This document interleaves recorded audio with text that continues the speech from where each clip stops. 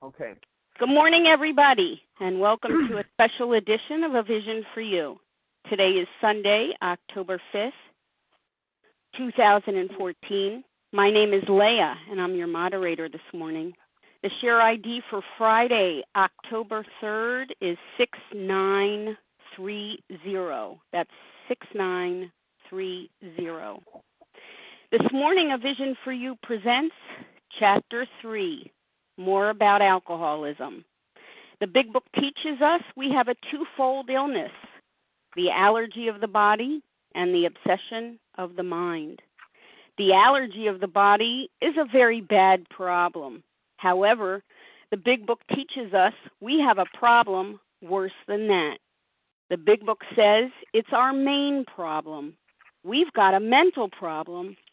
We've got a problem with our mind. Here to speak to us this morning about the greater aspect of our disease is Harlan. Harlan is a recovered compulsive overeater from Scottsdale, Arizona. He is a dedicated servant of Overeaters Anonymous, intensively working with other compulsive overeaters and carrying the message of recovery. And welcome to the line, Harlan. Thank you. Can you hear me okay, Leah? Great. Thank you. Okay. Hi, I'm Harlan. I'm a compulsive overeater. I'm glad you guys are here this morning. Otherwise, I'd be sitting here talking to myself and my dog. Chapter 3, More About Alcoholism. And when we look at the title of the chapter, More About Alcoholism, we might as well call the chapter More Truth About Alcoholism, because that's exactly what we're going to be examining this morning, because the entire chapter is really dedicated to the thinking that precedes the first compulsive bite, the first drink. That is the crux of the problem. And we're going to look at the thinking, because when everything is boiled down, it is really not a drinking problem, but a thinking problem. And the twist of the mind drives us irresistibly into the food.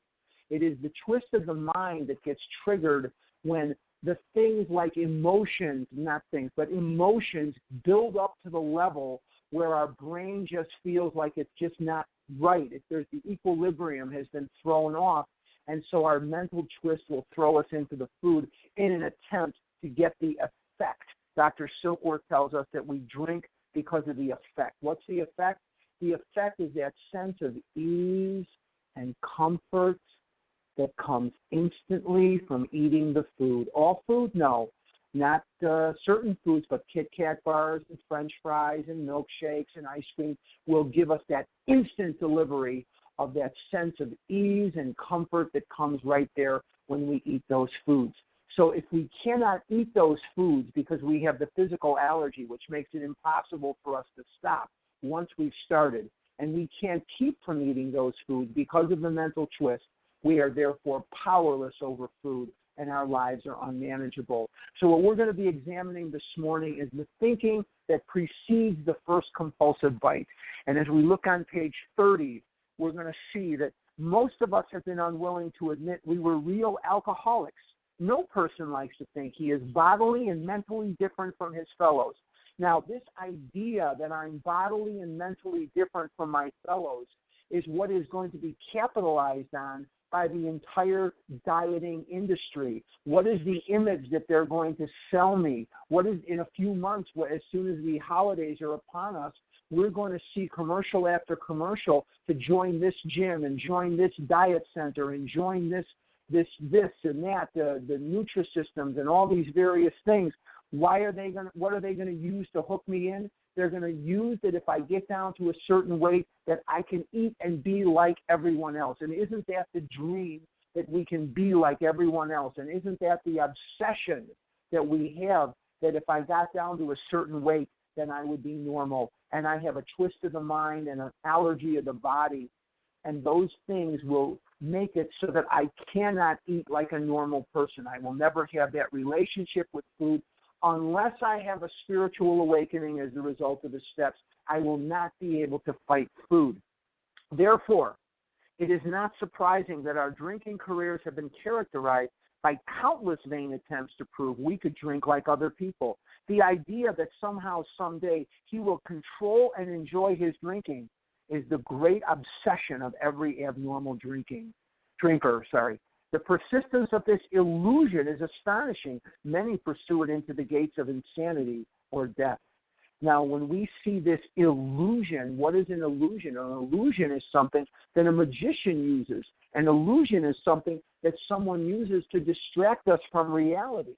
And this illusion is astonishing. Many pursue it into the gates of insanity or death. And I look around and I look at my life and I look at the lives of many, many other people, and they went out of this world death by Dorito, and I was headed out death by Dorito because I didn't know how to live in this world. I didn't want to live in this world. I felt ill-equipped to live in this world because no matter what, all I ever wanted to be was thin, but all I ever wanted to do was eat. We learned that we had to concede to our innermost selves that we were alcoholics.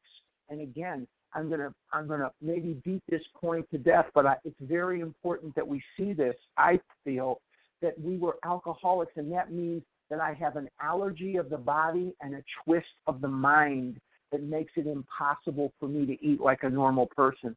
This is the first step in recovery. Now, we are in a 12-step program, but the first 3 steps of the program are not working steps. They are conclusions of the mind, and the conclusion of the mind that is necessary to work step 1. The only step we must work perfectly is 1. The conclusion of the mind must be for me that I am powerless over food. And when I say that word powerless, I kept thinking in my mind willpower. That's a dieting term. It has nothing to do with that. If I can't eat because of the allergy, and I cannot keep from eating because of the twist of the mind, I am powerless over food. And what we're going to do through this program is we're going to find the necessary power that is going to make it possible for me to stop eating that way. Because if I can't do this myself, I must find that power, and that power must come from God. That power must come from a higher power, the spiritual awakening as the result of the steps. Continuing, the delusion that we are like other people or presently maybe has to be smashed. And when the big book wants to tell me something, it doesn't just tell it to me once, it tells it to me several times, many times. And here's that same point from the previous paragraph reinforced yet again, that the idea, the delusion that we are like other people or presently maybe has to be smashed. We alcoholics are men and women who have lost the ability to control our drinking. We know that no real alcoholic ever recovers control. All of us felt at times that we were regaining control, but such intervals, usually brief, were inevitably followed by still less control, which led in time to pitiful and incomprehensible demoralization. And this pitiful and incomprehensible demoralization is a valley of my emotions. It is a hell of my emotions that occurred when, after successfully dieting down for a period of time, I would inevitably go back into the food and I would start gaining weight, or the worst horror imaginable is that someone would see me eating food that absolutely was going to kill me, and they would catch me, and I had no explanation for it. And those are the moments when I felt most humiliated. I felt most defeated, because in spite of everything I said to them, in spite of everything I did, with every reason in the world not to be eating those foods, there I was yet again. No wonder I couldn't trust myself. No wonder it says in the doctor's opinion we lose confidence. I could never trust me, and it wreaked havoc on my emotions that I would turn my will and my life over to the care of other human beings and try to get them to control me, try to get them to raise me, try to get them to bail me out, because I couldn't do it myself, and I lost any kind of confidence I had in me. I knew I could trust you, but I knew I couldn't trust me. We are convinced to a man that alcoholics of our type are in the grip of a progressive illness.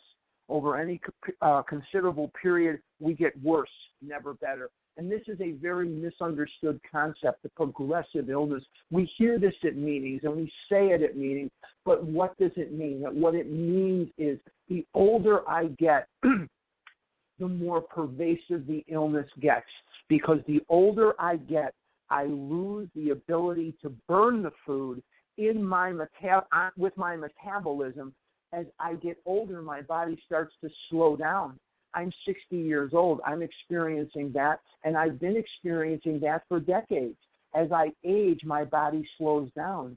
And as I age, the knee pain and the hip pain and the back pain and the ankle pain and the hand pain and the neck pain all get worse and worse as my skeletal system, as my muscular system starts to bog down. And it's exasperated by the fact that, if you're overweight, it exasperates that situation. And as the physical pain reaches the brain will inevitably say, I know how to take care of this. I'll send him into the food. I'll have him eating ice cream. I'll have him eating potato chips or Kit Kat bars, and that'll take away the pain. And it does for about 7 seconds.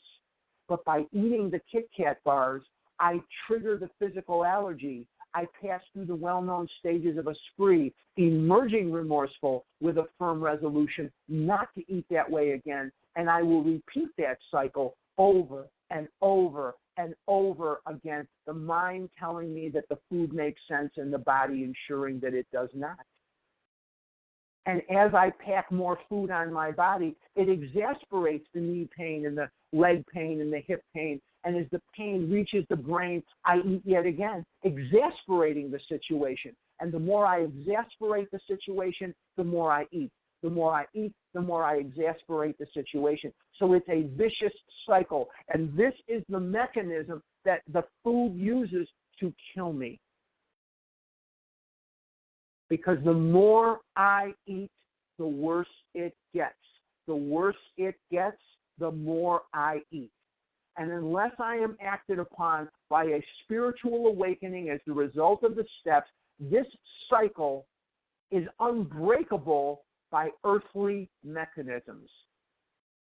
There's no earthly thing that is going to break this cycle. And we're going to see this morning in Jim, the man of 30, Fred, the jaywalker, we're going to see that earthly conditions have no bearing on breaking the cycle.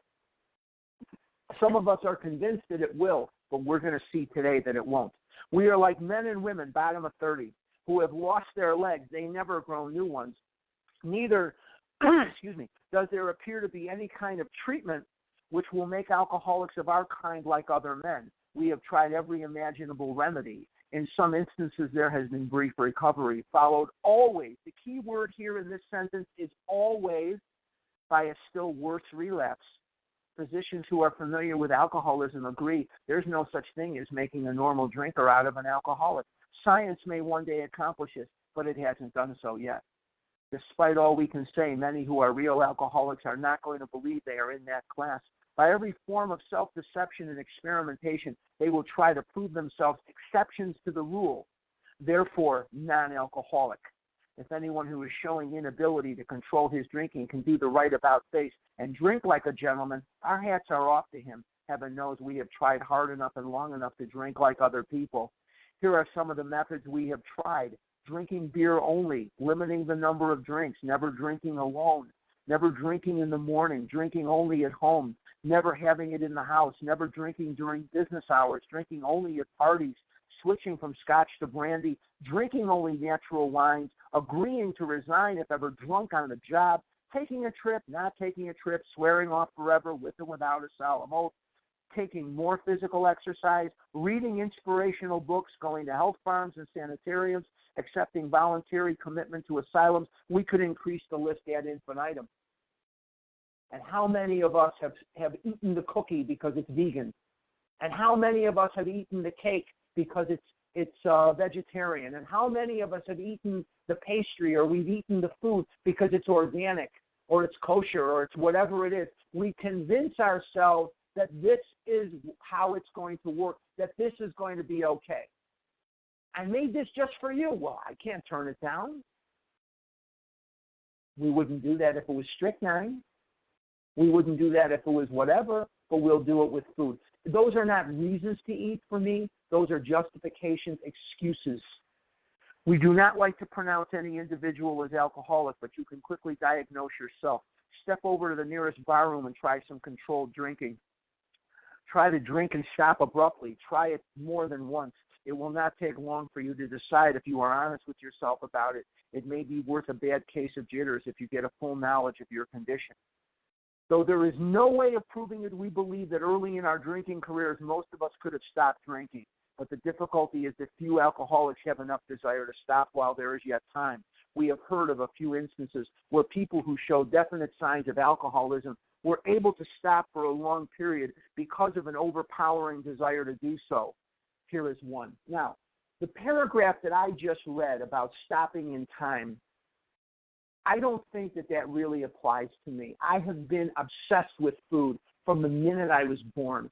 Food and weight and size have been the topic of conversation in my life or around my life when I was with my parents as a young child, from the time I was a toddler, from the time I was a baby. But we're going to look at the man of 30 in the next few paragraphs here. And let's take a look at him and let's see what we can glean out of here. A man of 30 was doing a great deal of spree drinking. He was nervous in the morning after these bouts and quieted himself with more liquor. He was ambitious to succeed in business, but saw that he would get nowhere if he drank at all. Once he started, he had no control whatever. He made up his mind that until he had been successful in business and had retired, he would not touch another drop.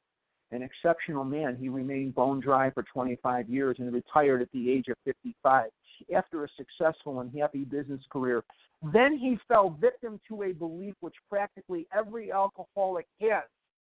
Now, think back to your dieting career. Maybe you had a day, a week, whatever it is, 6 months, a year of successful dieting. That his long period of sobriety and self-discipline had qualified him to drink as other men. Out came his carpet slippers in a bottle. In 2 months, he was in a hospital. Puzzled and humiliated, he tried to regulate his drinking for a while, making several trips to the hospital meantime. Then, gathering all his forces, he attempted to stop altogether and found he could not. Every means of solving his problem, which money could buy, was at his disposal. So it wasn't a matter of poverty. It wasn't a matter of not having the money or having the resources. Every attempt failed. Every attempt failed. So as wealthy as he was, as successful as he was, his attempts to curb his illness failed. Though a robust man at retirement, he went to pieces quickly and was dead within 4 years. As he wasn't drinking, he was still getting older. As he wasn't drinking, he was still getting older, and his ability to handle the alcohol, or in our case, handle the food, was diminishing every day. We've all heard this. We've heard this for as long as we've been in OA. We've heard, while I'm in here, my disease is doing push-ups in the parking lot. And we've all heard that. What does that mean?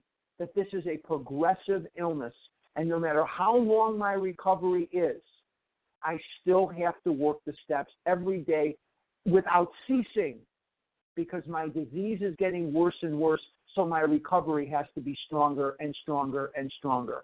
And as the disease starts to progress every day, my recovery must go in the other direction every single day. This case contains a powerful lesson, page 33. Most of us have believed that if we remained sober for a long stretch, we could thereafter drink normally. But here is a man who at 55 years found he was just where he had left off at 30. We have seen the truth demonstrated again and again. Once an alcoholic, always an alcoholic. Commencing to drink after a period of sobriety, we are in a short time as bad as ever. If we are planning to stop drinking, there must be no reservation of any kind, nor any lurking notion that someday we will be immune to alcohol. I love that imagery of the lurking notion. And when I hear that lurking notion, I think of Frankenstein, Dracula, Wolfman. The monster is always lurking. They're never walking upright like the hero. They're never just walking around. They're kind of lurking about. And I love that imagery of the big book, because that's exactly how my disease is, kind of lurking around, trying to get me to eat a Kit Kat bar. Young people may be encouraged by this man's experience to think they can stop as he did on their own willpower. We doubt if many of them can do it, because none will really want to stop, and hardly one of them, because of the peculiar mental twist already acquired, will find he can win out. And that's where that term mental twist comes from, is page 33. Several of our crowd, men of 30 or less, had been drinking only a few years, but they found themselves as helpless as those who had been drinking 20 years.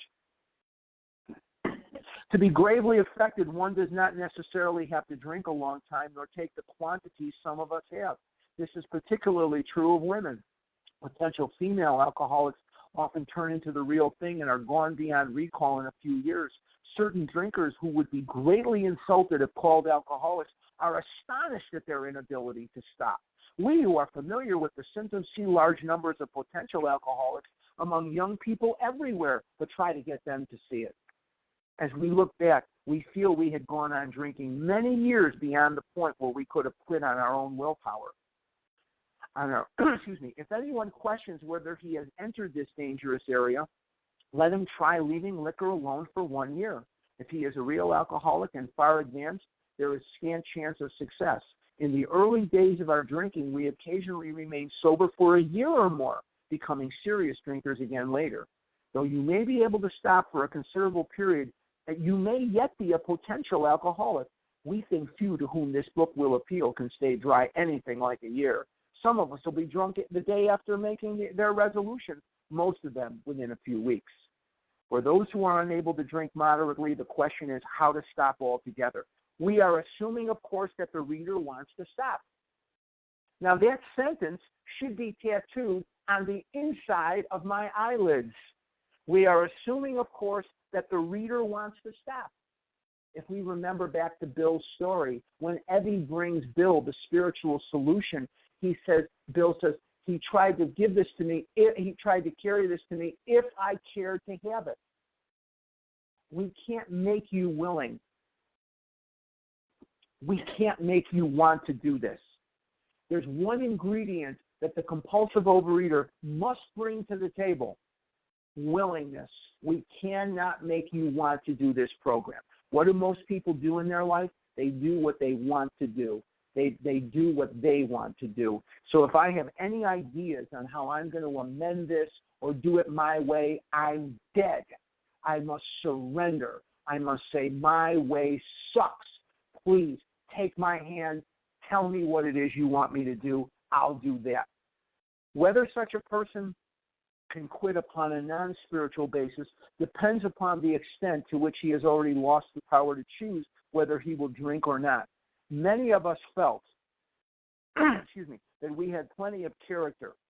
There was a tremendous urge to cease forever, yet we found it impossible. This is the baffling feature of alcoholism as we know it.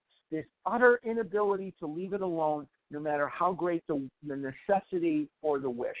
And what that's asking me to come back to is the built-in forgetter, the mental blank spot. And the mental blank spot is the thing in my head that will not allow me to remember the horror of the food. When I was a little boy, and when you were little kids, before you were about 2 years old, you touched something that was way, way, way too hot. Way too hot. Maybe it was a candle. Maybe it was a stove, a pot, a pan, a plate, a fireplace. Something that you touched that was way too hot. And when you touched it, your brain registered something in it indelibly, that we don't touch hot things because that's going to hurt us. And every single time since that day that you have burned yourself, it was always an accident. And you know that I could not come to your house right now with $1 million in cash and ask you to light your stove and put your hand in the fire. For $1 million, your brain will not allow you to do that because your brain functions normally where it's going to hurt you with fire. Not so with food. Not so. Your brain has a built-in forgetter called the mental blank spot. You wouldn't stab yourself with a knife unless you were sick, unless you were masochistic. You wouldn't put your hand in the fire.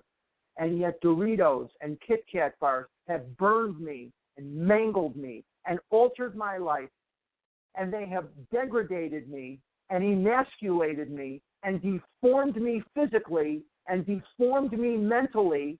And yet, if I do not do the steps, I will eat that food again. Now, that's plain insanity. And the insanity of what this is exactly what we're going to examine. Bottom of 34, how then shall we help our readers determine to their own satisfaction whether they are one of us? The experiment of quitting for a period of time will be helpful, but we think we can render an even greater service to alcoholic sufferers and perhaps to the medical fraternity. So we shall describe some of the mental states which precede a relapse into drinking, for obviously this is the crux of the problem, and it's also the purpose of this chapter.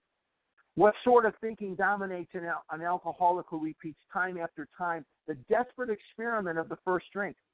Friends who have reasoned with him after a spree, which has brought him to the point of divorce or bankruptcy, are mystified when he walks directly into a saloon. Why does he? Of what is he thinking? Now, I love old Jim. Our first example is a friend we shall call Jim. He has excuse me. This man has a charming wife and family. He inherited a lucrative automobile agency. He had a commendable World War record. He is a good salesman. Everybody likes him. He's an intelligent man, normal so far as we can see, except for a nervous disposition. He did no drinking until he was 35. In a few years, he became so violent when intoxicated that he had to be committed. On leaving the asylum, we came into contact. He came into contact with us. So here's Jim. He's got a good business. He's got a good family. He's got friends.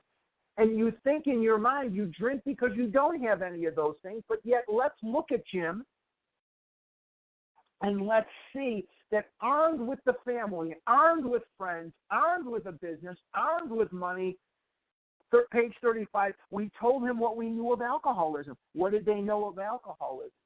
Well, they told him of the twist of the mind that drives him into the alcohol in search of the effect, and they told him of the physical allergy which makes it impossible for him to stop. And the answer we had found, the answer they had found is step 2. If they told him about step 1, then they told him about step 2 and the spiritual awakening as a result of the steps. He made a beginning. In chapter 5, we're going to learn that step 3 is both a beginning and a decision. So he's taken steps 1, 2, and 3. And you see a lot of people in OA, and I was one of them. I came in, I potchkeyed around with a few of the steps, but I didn't continue on with the work. And if you don't continue with the work, what happens? Let's find out. His family was reassembled, and he began to work as a salesman for the business he had lost through drinking. That's got to be pretty humbling. I own a business, and I work by myself now. I used to have 30 employees. I sure as heck wouldn't want to work at that company as an employee after owning it. That's got to be very humbling for poor Jim. All went well for a time, but he failed to enlarge his spiritual life. How do we enlarge our spiritual life? By working 4 through 12 on a daily basis, by working the rest of the steps every single day. To his consternation, he found himself drunk a half a dozen times in rapid succession. On each of these occasions, we worked with him, reviewing carefully what had happened. He agreed he was a real alcoholic and in a serious condition. He knew he faced another trip to the asylum if he kept on. Moreover, he would lose his family for whom he had a deep affection. So he's got every reason in the world not to drink. Top of page 36, yet he got drunk again. We asked him to tell us exactly how it happened. This is his story. I came to work on Tuesday morning. I read this book for years. What do you mean you came to work on Tuesday morning? Where were you Monday? So he walked in there, and the boss might have said to him, by the way, Jim, where were you yesterday? I remember I felt irritated that I had to be a salesman for a concern I once owned. So he's starting to develop a resentment. And I don't know about you listening to this, but when I have a resentment, my brain says, eat the Kit Kat bars. Then I decided to drive into the country and see one of my prospects for a car. On the way, I felt hungry, so I stopped at a roadside place where they have a bar. Now, this is just plain insanity. And if we remember that the big book tells us things many times, and we look back to Bill's story, he went into the cafe to telephone. They didn't have a phone at the jewelry store. They didn't have a phone at the florist. They didn't have a phone at the at the Undertaker, he had to go to the cafe to make a call, and here's a guy that wants to get a sandwich, but he's got to stop off at a place where they have a bar. He was half drunk before the liquor went in his mouth. He was setting himself up to get drunk because he had a resentment, and that was driving the mental twist. Back to page 36. I had no intention of drinking. I just thought I would get a sandwich. I also had the notion that I might find a customer for a car at this place, which was familiar, for I had been going to it for years. I had eaten there many times during the months I was sober. I sat down at a table and ordered a sandwich and a glass of milk. Still no thought of drinking, but yet he's sitting in a place where they have a bar. I ordered another sandwich and decided to have another glass of milk. Suddenly, boom, right now, suddenly the thought crossed my mind, excuse me, and if I were to put an ounce of whiskey in my milk, it couldn't hurt me on a full stomach. Now, this is plain insanity. I ordered a whiskey and poured it into the milk. Now, why did he order a whiskey and pour it into the milk? Because of the mental twist. He ordered the whiskey because his mind didn't feel right, because he had a resentment brewing from the words he had had with the boss. Now, let's see what causes him to take the 20th drink. I vaguely sensed I was not being any too smart, but felt reassured I was taking the whiskey on a full stomach. The experiment went so well that I ordered another whiskey and poured it into more milk. Now, this is plain insanity. And what's causing him to continue to do this? Because once the first whiskey entered his system, he triggered the physical allergy. The allergy is the adverse abnormal reaction that makes it impossible for him to stop once he has started. That didn't seem to bother me, so I tried another. The allergies got him now. He's in the grips of the allergy, the craving. Thus started one more journey to the asylum for Jim. Here was the threat of commitment, the loss of family and position, to say nothing of that intense mental and physical suffering, which drinking always caused him. The key word in that sentence is always. Not sometimes, always. Every single time I walk on broken glass, my feet get cut. Every time. He had much knowledge about himself as an alcoholic, yet all reasons for not drinking were easily pushed aside in favor of the foolish idea that he could take whiskey if only he mixed it with milk. Whatever the precise definition of the word may be, we call this plain insanity. How can such a lack of proportion of the ability to think straight be called anything else? You may think this is an extreme case. To us, it is not far-fetched. For this kind of thinking has been characterized of every single one of us. We have sometimes reflected more than Jim did upon the consequences, but there was always is the key word, curious mental phenomenon that parallel with our sound reasoning. There inevitably ran some insanely trivial excuse for taking the first drink. Our sound reasoning failed to hold us in check. The insane idea won out. Next day, we would ask ourselves in all earnestness and sincerity how it could have happened. And how many mornings of my life did I wake up and I would swear to God with tears in my eyes that I am not going to eat whatever today. How many times did I cry into the night, God, please stop me. Stop me, God. I can't live like this anymore. I'm not a man. I'm not a woman. I'm not alive. I'm not a human. I exist in this world, and all I'm doing is getting fatter and fatter and fatter and fatter. And yet every single day, as God is my witness, I would swear I'm not going to eat this today. And there I was eating it yet again. Why in the world would I do that? Somebody very wise said to me years ago, Harlan, if you did to your friends what you do to yourself, would you have any? I wouldn't treat anyone like that. I wouldn't do that to my worst enemy. And yet day after day after day after day, I took the one life I was given by God, and I flushed decades of it down the toilet in search of the high of a Kit Kat bar. I'll never get 1 second of that time back. but I'm not going to live that way for one more second of my life. Today I have freedom. I don't live like that anymore, and I don't eat like that anymore. And if you're listening to this, whether it's on recording or on the phone this morning, work these steps. Stop trying to diet with group support.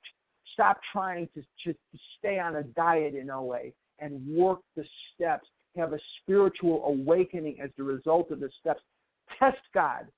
See if you can find him wanting.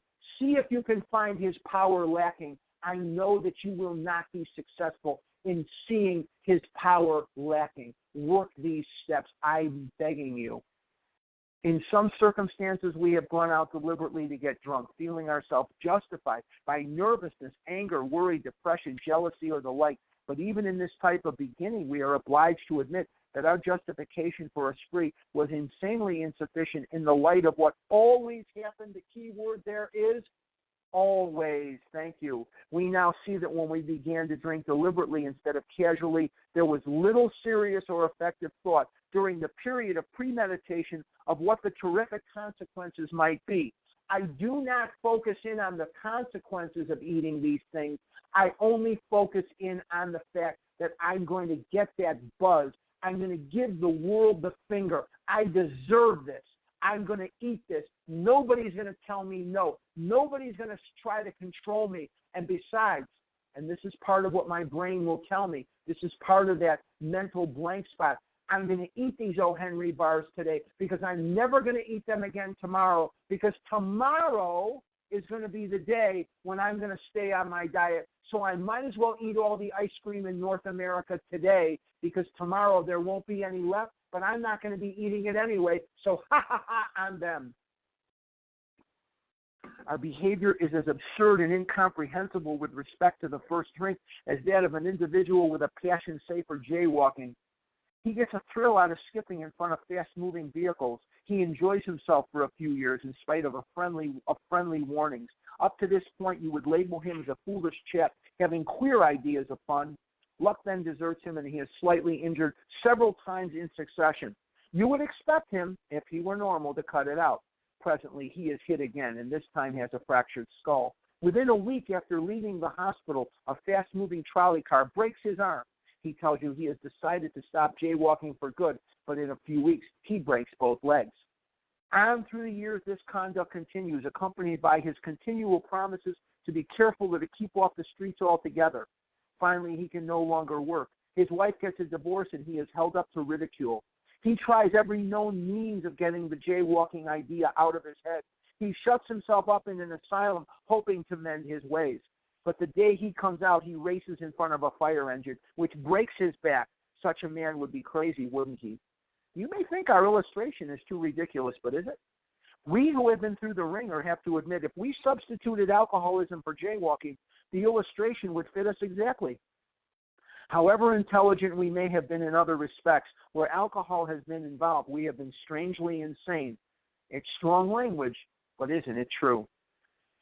Some of you are thinking, yes, what you tell us is true, but it doesn't fully apply. We admit we have some of these symptoms. We are not gone to the extremes you fellas did, nor are we likely to, for we understand ourselves so well after what you have told us that such things cannot happen again. We have not lost everything in life through drinking, and we certainly do not intend to. Thanks for the information. Kiss my patoot.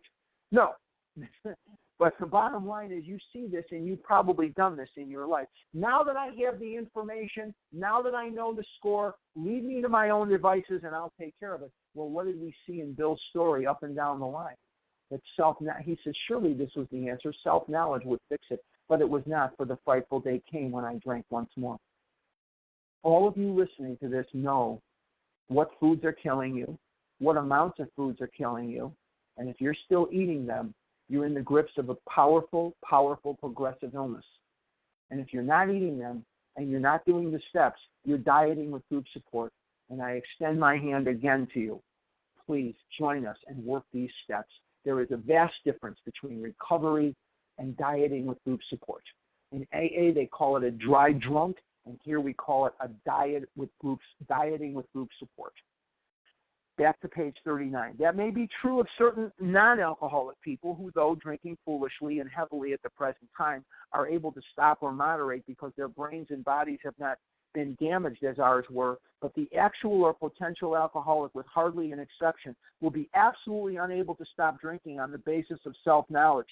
This is a point we wish to emphasize and re-emphasize to smash home upon our alcoholic readers, as it has been revealed to us out of bitter experience. Let us take another illustration. Now, we're going to look at Fred. Fred is not living under a park bench. Fred is a successful guy. Let's look at it. Fred is a partner in a well-known accounting firm. His income is good. He has a fine home, is happily married, and the father of promising children of college age. He has so attractive a personality that he makes friends with everyone. If ever there was a successful businessman, it is Fred. To all appearance, he is a stable, well-balanced individual, yet he is alcoholic. So he's blowing the myth here again that alcoholism or compulsive overeating sets upon a person because conditions make it so. That is not true.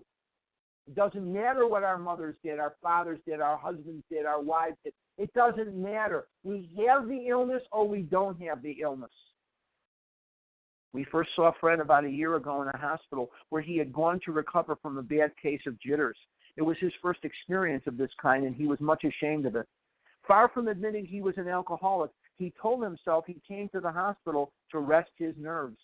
We see lots of nerve resters in OA, don't we? The doctor intimated strongly that he may be worse than he realized. For a few days, he was depressed about his condition. He made up his mind to quit drinking altogether. He made up his mind to quit drinking altogether means he went on a diet. Very good. It never occurred to him that perhaps he could not do so in spite of his character and standing. Fred would not believe himself an alcoholic. That means he won't take step one, much less accept a spiritual remedy for his problem. If you don't take step one, you don't need to take step two. We told him, top of 40, what we knew of alcoholism. Again, when they say that they told him what they knew of alcoholism, they're telling him about the twist of the mind and the allergy of the body. He was interested and conceded that he had some of the symptoms, but he was a long way from admitting that he could do nothing about it himself. He was positive that his humiliating experience plus the knowledge he had acquired would keep him sober the rest of his life. Self-knowledge would fix it. And when the big book wants to tell us something, remember, it doesn't tell it to us once. It tells it to us many times. Bill Wilson, in his story, thought that self-knowledge would fix it, but he wasn't. And he thought that he'd get scared sober. He says, fear sobered me for a bit. We remember reading that in Bill's story, but it was not. For the frightful day came when I drank once more. And here is Fred, and he's drinking after a period of being scared sober, and he's going to drink after self-knowledge. Let's see where we go here. We heard no more of Fred for a while. One day we were told that he was back in the hospital. This time he was quite shaky. He soon indicated he was anxious to see us. Oh, now he's anxious to see him, is he? The story he told is most instructive, for here was a chap absolutely convinced he had to stop drinking, who had no excuse for drinking, who exhibited splendid judgment and determination in all his other concerns, yet he was flat on his back nevertheless. And there are going to be people this morning and people listening to this on the recording that have done amazing things in their life. You've accomplished things as groups and individuals that would astound most people. Some of you have raised families. Some of you have embarked on very arduous careers, and you've mastered them beautifully. But there's one thing you cannot do if you have this illness. You cannot stop eating based on self-knowledge, and you cannot stop eating based on self-control, and you cannot keep from eating because you now want to. And Bill tells us in his story, where alcohol is concerned, the will is amazingly weakened. Let him tell you about it. Back to page 40. I was much impressed with what you fellows said about alcoholism, and I frankly did not believe it would be possible for me to drink again. I rather appreciated your ideas about the subtle insanity which precedes the first drink, but I was confident it could not happen to me after what I had learned. I reasoned I was not so far advanced as most of you fellows, that I had been usually successful in licking my other personal problems, that I would therefore be successful where you men failed. I felt I had every right to be self-confident, that it would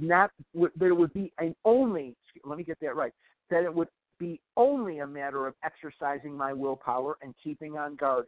In this frame of mind, I went about my business, and for a time, all was well. I stayed on my diet, right? I had no trouble refusing drinks and began to wonder if I had not been making too hard work of a simple matter. One day I went to Washington to present some accounting evidence to a government bureau. I had been out of town before during this particular dry spell, so there was nothing new about that. Physically, I felt fine. Neither did I have any pressing problems or worries. My business came off well. I was pleased and knew my partners would be too. It was the end of a perfect day, not a cloud on the horizon. I went to my hotel and leisurely dressed for dinner. As I crossed the threshold of the dining room, the thought came to mind that it would be nice to have a couple of cocktails with dinner. That was all, nothing more. I ordered a cocktail in my meal. What caused him to order the first cocktail? The mental twist. Now that he's got the first one inside of him, let's see where he goes from there. Then I ordered another cocktail. Now he's got it inside of him, and the physical allergy has taken over. After dinner, I decided to take a walk. I wonder what he was thinking about on the walk, but I bet you it was drinking more and drinking more and drinking more. When I returned to the hotel, it struck me a highball would be fine before going to bed, so I stepped into the bar and had one. I remember having several more that night and plenty next morning. I have a shadowy recollection of being in an airplane bound for New York and of finding a friendly taxi cab driver at the landing field instead of my wife. The driver escorted me about for several days. I know little of where I went or what I said and did. Then came the hospital with unbearable mental and physical suffering. As soon as I regained my ability to think, I went carefully over that evening in Washington. Not only had I been off guard, I had made no fight whatever against the first drink. This time I had not thought of the consequences at all. The mental blank spot had him in its grip. He had not thought of the consequences at all. My. I had commenced to drink as carelessly as though the cocktails were ginger ale. I now remembered that my alcoholic friends had told me how they prophesied that if I had an alcoholic mind, the time and place would come, I would drink again. They said that though I did raise a defense, it would one day give way before some trivial reason for having a drink, like it's a day with a Y in it or a month without an X in it. Well, just that did happen and more, for what I had learned of alcoholism did not occur to me at all. Wouldn't matter if it did. I knew from that moment that I had an alcoholic mind. I saw that willpower and self-knowledge would not help in those strange mental blank spots. I had never been able to understand people who said that a problem had them hopelessly defeated. I knew then it was a crushing blow. And here he's talking about the mental blank spot because it was explained to him about the blank spot being the built-in forgetter. Two of the members of Alcoholics Anonymous came to see me. They grinned, which I didn't like so much, and then asked me if I thought myself alcoholic and if I were really licked this time. I had to concede both propositions. They piled on me heaps of evidence to the effect that an alcoholic mentality, such as I had exhibited in Washington, was a hopeless condition. They cited cases out of their own experience by the dozen. This process snuffed out the last flicker of conviction that I could do the job myself. Then they outlined the spiritual answer and program of action, which 100 of them had followed successfully. The spiritual answer is the steps. The program of action is the steps. It's the steps. It's not the tools. It's not going to 3 meetings a week and calling in your food and making 3 outreach calls. Those are great things. I'm not knocking those things. But those things alone are not the answer. They are not the spiritual answer and program of action. The program of action is taking the steps, which 100 of them had followed successfully. Though I had only been a nominal churchman, their proposals were not intellectually hard to swallow. But the program of action, though entirely sensible, was pretty drastic. It meant I would have to throw several lifelong conceptions out the window. That was not easy, but the moment I made up my mind to go through with the process, I had the curious feeling that my alcoholic condition was relieved, as in fact it proved to be. Excuse me. What changes in recovery Everything. Everything. Everything changes. The three things you'll notice that change right away in recovery are going to be my playgrounds, my playmates, and my play toys. Let me say that again. My playgrounds, my playmates, and my play toys. Those things will change. I'm not going to be hanging around the restaurant anymore. I'm not going to be buying waitresses birthday cards because I know them so well and they know me so well. There are restaurants in Chicago where I was born and raised where I could go into that restaurant on any given day, pull into the parking lot because I knew the schedule so well. I knew who was scheduled to work that day, and if anybody had called in sick, I would know it, and I knew who took their place. That's how well I knew these people. Why? Because the restaurant became the focal point of my existence. It's not a focal point of my existence at all anymore. I don't binge with binge buddies. I don't pay attention to what the special of the day is at this place or that. I don't care. I don't care. Bottom of 42. Quite as important was the discovery that spiritual principles, what are the spiritual principles, the steps, would solve all my problems. You may be sitting there listening. I'm working the steps, and my mother-in-law is still a witch, and I'm working the steps, and I still have a month left at the end of my money, and on and on and on. Because we love that, don't we, self-pity? What we have to see is that by working the steps, it may not change the fact, but the attitude is more important than the fact. And my attitude is such that I expect more miracles. I expect God to come in and somehow move me through the muck that my ego has caused me in my life. I have since been brought into a way of living infinitely more satisfying and I hope more useful than the life I lived before. Here's some beautiful promises. You don't have to wait for page 83 to get promises. Listen to this. My old manner of life was by no means a bad one, but I would not exchange its best moments for the worst I have now. I would not go back to it, even if I could. Fred's story speaks for itself. We hope it strikes home to thousands like him. He had felt only the first nip of the ringer. Most alcoholics have to be pretty badly mangled before they really commence to solve their problem. What is the only reason that some people will not do these steps? They haven't suffered enough pain. They just have not suffered enough pain. And if you're out there and you've suffered, and if you're out there and you're in pain, you don't have to suffer anymore.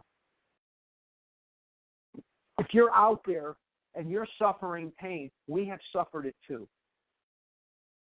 Come and join us and stop that cycle of dieting with group support and let us take you through the big book, and you'll have that spiritual awakening as a result of these steps if you continue to work them every day of your life. It is the most glorious way to live in the world, is with these steps.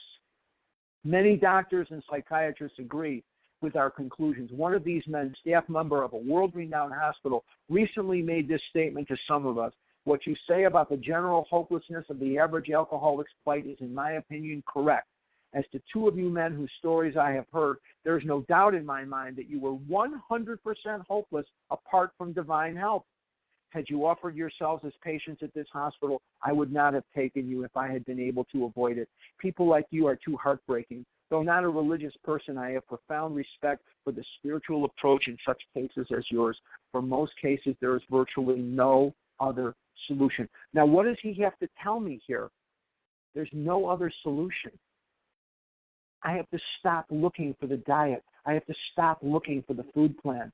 I need a food plan. I have a food plan. I have to stop looking for the magic coin, the magic amulet, the magic wand that's going to fix me. Once more, now they told this to us many times, once more, the alcoholic at certain times has no effective mental defense against the first drink. Except in a few rare cases, neither he nor any other human being can provide such a defense. His defense must come from a higher power.